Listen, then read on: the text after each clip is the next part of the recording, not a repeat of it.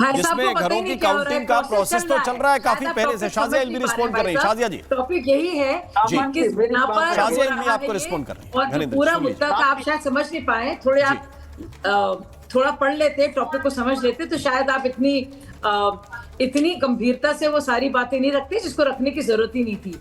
अब देखिए, मैं ये कहना चाह रही हूँ कि जो पूरा मुद्दा बहुत जोर शोर से राहुल गांधी जी ने किया, भूल गए वो सब कि उनकी पार्टी ने क्या किया था BR अम्बेडकर जी के साथ, कैसे उनको हराया था, कैसे राजीव गांधी ने कहा था कि नहीं, मुझे OBC और EBC नहीं चाहिए आरक्षण, मैं नहीं चाहता हूं कि मीडियोकर लोग आए। वो सब भूल के अब उनको याद आया कि कुछ तो बचा नहीं है।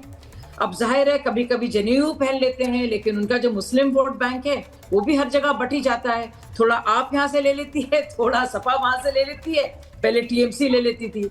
तब उनको लगा आप समझ में नहीं आ रहा है, अक्कड़ बक्कड़ बम्बे वो 80-90 पूरे 100 नहीं, कांग्रेस को दिखाइए क्योंकि ये जो है भाई साहब जान नहीं रहे टॉपिक क्या है।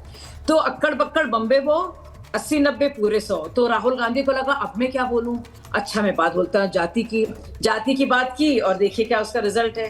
पूरा देश कह रहा है, जो लोग इसके हक में हैं वो कह रहे हैं बड़ा अच्छा हो रहा है, और बड़े पारदर्शिता के साथ सोच समझकर सवाल पूछे जा रहे हैं ताकि इसका मिसयूज ना हो।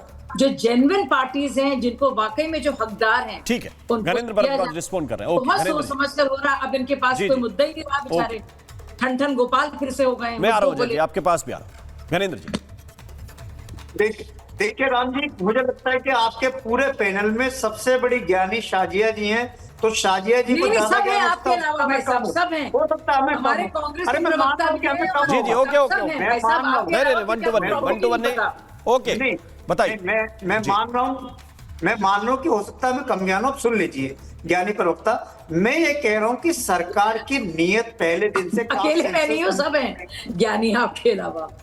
ओके ओके, ठीक है, आपकी सुन ली। देखिए मैं क्या कह रहा था राम जी, कि सरकार की नीयत नहीं थी। आपने बोला हमारा स्टैंड, हम तो पहले दिन से कह रहे थे कि कास्ट सेंसस होना चाहिए।